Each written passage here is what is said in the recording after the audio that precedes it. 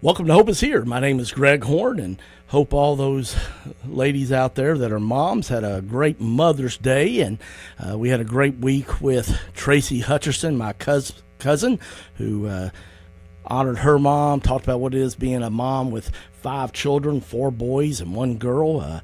4 precious boys, her oldest 18, and then a precious daughter that she adopted just a couple years ago. So, and shared about just some challenges that had with the health of one of her children. So if you missed any of those, I really want to encourage you to go back in our website to hopeishere.today, and you can catch those programs just 14 minutes long. I think you would be really blessed and encouraged by those. And yet I want to honor my own mom today. I know it's the day after Mother's Day, but man, I've been blessed with such a great mom. And my dad went to be with Jesus unexpectedly a couple years ago, and not that we don't expect that our parents will pass away, but just the timing kind of caught us off guard. Wasn't expecting it, but my mom is healthy and has just been a real warrior for Jesus, as she is really easy to talk the talk when things are going well, but when you talk the talk and you walk the walk is just really, really inspirational and has such tremendous legacy aspects. And my mom's really faithfully done that the past couple years since my dad passed away in March of 2016. But I just want to share some of the things. My mom raised 4 of us. I'm the oldest of 4. I have a middle brother and sister that are twins. My brother is an oncologist at Lexington Clinic. My sister is a 4th grade teacher now. She's also taught 5th grade, but she's a 4th grade teacher at Lexington Christian Academy. And my youngest brother is assistant basketball coach at the University of Texas for the men's basketball team there in Austin. So we're all different shapes and sizes, different personalities, and yet my mom just made each one of us feel special. I don't ever remember having any favoritism and amongst us, and she just made us all love one another. She disciplined us, and man, I'm so thankful for that, because I know a lot of times today I see so many parents that are trying to be their child's friend instead of the parent. And there comes a day when obviously you have to be you want to be your child's, or I should say your child's friend, but I would say personally that needs to be when they are an adult paying their own bills. And up until then, really would think you need to really remember you're the parent. And just I'm so thankful that that's what my mom and dad did.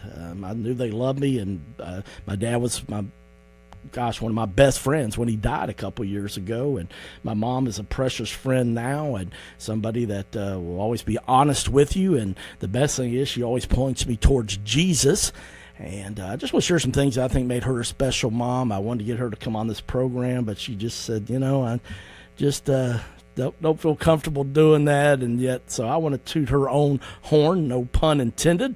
Lois Horn, just a wonderful, wonderful servant leader for Jesus Christ, and just a tremendous mom. But one of the things that made my mom so special is that she made birthdays special, graduations, any special events you had going on. My mom just always made you feel really special. What was your favorite cake that you liked and wanted made? Or as I got older, occasionally we would get Baskin-Robbins ice cream pies, and she would go and get whatever flavor. Pralines and cream and mint chocolate chip are my 2 favorites. But man, I'm just so thankful for that, because she just really made me feel special, and all my siblings do that. My youngest brother Darren was actually born on Christmas Eve, so he kind of got challenged there trying to make him feel special with his birthday being the day before Christmas. But she just always made us feel special. And one of the things I've shared with you before, that I was sexually violated as a 9-year-old child, and so I just always kind of was in fear and shame. And so I loved athletics and played a lot of baseball, and wanted to play basketball growing up, but I was kind of in fear and shame. And so I was like the last player cut for the middle school team, and broke my heart. But all my friends were like, well, man, come on, be a manager, stay with us, man. We want you to be a part of this. And so I did. And yet my mom would come to the games when I was at Tates Creek Junior High, even though I was just a manager. I mean, I'm handing the guys towels and water bottles. And I mean, the guys showed me great respect. They were all good friends of mine and knew I was a decent player. But, I think back to that now, and just, man, I mean, how nice it was of her to come to almost all the games, even though I was just a manager. But she always made me feel like she was proud of me, and she said it by her words, but she also said it by her actions. And, the Bible talks to us about how important words are. The Bible says that there's life and death in the tongue. And I just want to encourage you that are parents and even grandparents now, because my mom does it with her grandchildren. She has 5 of those, and she just speaks words of faith and you're the head, not the tail, and be quick to listen and slow to speak, and to honor God with your actions and your words, and there's just so many things that are taught. But much more I'm learning as I get older is caught. And I caught so much from my mom just by watching how she lived her life. I can remember a lot of times we'd have, leftovers of different meals, and we didn't really have enough of one leftover because there were 6 of us. And so she'd have to warm up 2 or 3 things, and you laugh about things sometimes, and we would talk about how sometimes we'd have Spam with pineapple on them, and just really, really enjoyed that. Thought it was good, and now she's like, I can't believe that I, serve that to you guys quite often, but you know what? Hey, I love the creativity. I'm just thankful we have food to eat. And, a lot of times there wouldn't be enough for a second helping except for a few of it, maybe 1 or 2 of us. And my mom would always just sacrifice and just say, I'm not hungry, you can have it. And I know now that wasn't true, but she sacrificed so that we could have more food. And think about clothes that she wore. She always looked really nice, but, she didn't wear fancy brand names. She went without nicer things for herself so that we could have nice things. And, you're a kid sometimes. It's really important if you think you've got that polo horse or that alligator back then, Lacoste, however you say it, was really big. And so I'm just so thankful for the sacrifices that my mom made. And I want to encourage a lot of you moms. Your children may not notice it right now, but I promise you, as they get older, they will. And I'm so thankful for my mom that she modeled and sacrifice and showed us what Jesus was like. My mom liked to have fun, too. She modeled fun. She put a mask on one time. We had the scary mask that I think I found like at a dollar store or something. And it had this orange hair and a big nose and these dark eyes and teeth. And it was a scary-looking thing, man. And so my mom, it was just amazing. She got it one day, and she went, and she came around, went outside and came down to this. We had a kind of like a TV room downstairs where, we all hung out and stuff, and a lot. And, man, she came and knocked on that window and pressed her face with that mask on, and, man, it scared all of us to death. In fact, I think I may have had to go change my underwear. But, man, it's important to have fun with your kids. And I'm thankful that my mom did model fun. And she just liked to have a good time, because the Bible says that a cheerful heart is medicine to the soul. And so I'm thankful that she modeled that. Another thing that she did, she took all 4 of us kids to church every Sunday. My dad didn't become a follower of Jesus till he was 50. And yet she made the effort to get all 4 of us to church, and we had twins, and man, I'm so thankful for that she did that. I can remember we lived in Huntsville, Alabama from the time I was 6 months old to I think the time I was about 6, give or take a little bit. I can remember she played an album of this church music group we had, and I remember her singing that. I can remember her singing hymns such as I Love to Tell the Story of Jesus and his love, and Jesus and his glory. And I can remember her getting me up in junior high and high school, come in, pull the shade up and say, "This is the day that the Lord has made. I shall be glad and rejoice in it." And I just want to encourage you moms and grandmoms and grandmothers out there that, man, just, plant the seed of the word and things about Jesus in there, because they're not going to get it many other places. And you may think that they're not enjoying it, and they may not be, just like I did enjoy my mom coming in early in the morning and pulling the shade up and saying, "This is the day that the Lord has made. I shall be glad and rejoice in it." But you know what? I'm so thankful she did now, and I've caught myself doing that in the morning sometimes now at the age of 52. Also, remember that my mom, she was a disciplinarian. And the Bible says that God disciplines those he loves. And I'm thankful that even though she liked to have fun, she also was a disciplinarian. And I remember one time in particular, I wanted to go to Hilton Head. I had a friend. We were juniors in high school, and a buddy of mine's family had a condo there. And I wanted to go on spring break with them. And my mom wouldn't let me go. So I pouted, for a couple of days, kind of ignored her and, just being an immature little punk as a junior in high school. And I was sitting out front on the sidewalk on the side of our house, kind of having a little pity party. I'm sure nobody listening ever has those.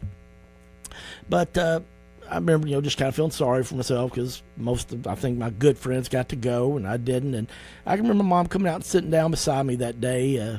Like I said, been 2 or 3 days in the spring break, and just said, I know you think that I'm mean and that I don't love you because I wouldn't let you go to Hilton Head with your friends. But actually, the fact of the matter is, Greg, because I love you, I won't let you go. You guys are just 16 years old and traveling, and, that's great that your friends got to go, but I just didn't have peace about it, and I just don't think you're old enough to do that yet. And someday you'll understand when you have kids of your own, but you don't have to talk to me. You can be mad at me and think I don't love you, but son, I just think I need to let you know that it's because I do love you that I actually told you no. And it's the why I won't let you go is because I love you, son. And if something happened to you, I just would be really, really hurt and could never forgive myself because I just didn't have peace about you going. Your father and I talked about it, prayed about it, and so. You know what? It took me a few hours, but later I realized, my mom's right. And even as a junior high kid that, was selfish and self-centered like most of us were as teenagers, I realized that, I knew my mom loved me and she did like to have fun and let us have fun. But at the end of the day, it wasn't probably the right thing. And I knew that, we probably would get into some mischief if we did that. So I'm thankful that my mom did say no, but I'm thankful she also explained the why to me, even though sometimes, parents, you don't have to do that. Just, you don't say yes because, it's just you don't think it's the right thing. So another story I like to share is that, my mom, she her yes would be yes and her no would be no. She was consistent with that. And, the Bible talks about that. Let your yes be yes and your no be no. I remember one time that she had a rule. Nobody calls after 10 o'clock. And a friend of my youngest brother's called. It was in the summer. And I just started laughing. I said, well, you can cross them off the friends list. So, she was consistent. Another thing she did, she took lots of pictures. And, I'm like a lot of people. I don't like having my picture taken. But, in fact, when we were younger, a lot of times my dad would take them. And, unfortunately, he would have his finger over the lens a lot. And those of you that grew up in the 70s, you can remember that. But, man, when my dad died a couple years ago, I'm so thankful she made us take a lot of pictures because there weren't a bunch, but there were several of my dad that, really 3 or 4 actually were pretty good. And, man, I'm so thankful I have those. And I've got some with my mom. And, your kids are going to complain, but one day, trust me, they'll thank you for doing that. And last but not least, I just want to thank my mom for staying, married and raising us 4 kids. Like any marriage, there's had a lot of rough spots. My dad didn't become a Christian until he was 50. But you know what? When he did become a Christian, man, things just got better and they changed. And I'm so thankful when my dad died a couple years ago that we were together as a family and they celebrated 52 years of marriage. So, man, I just pray if you're in a tough marriage, get some counseling, pray, and hopefully, God can help heal those wounds because, man, it's such a blessing when your parents have stayed together. And I'm a product of divorce myself, so I don't say that hypocritical at all, but just encourage you to really try to work on your marriage for your kids' sake. Well, that's my tribute to my precious mom, Lois Horn. Mom, just want to tell you I love you. Thank you so much. We only celebrate Mother's Day once a year, but I want to celebrate you today and let you know that I'm loved and blessed to have you as my mom, and thank you for being a Proverbs 31 woman. Do you have a real estate question and don't know where to start? Contact Cecil Holmes with Rector Hayden Realtors. Whether you're in the market, looking to buy, sell, or rent a house, Cecil Combs would be glad to help you with any real estate questions you have. Give him a call today at 326-0756. That's 326-0756. Cecil Combs with Rector Hayden Realtors.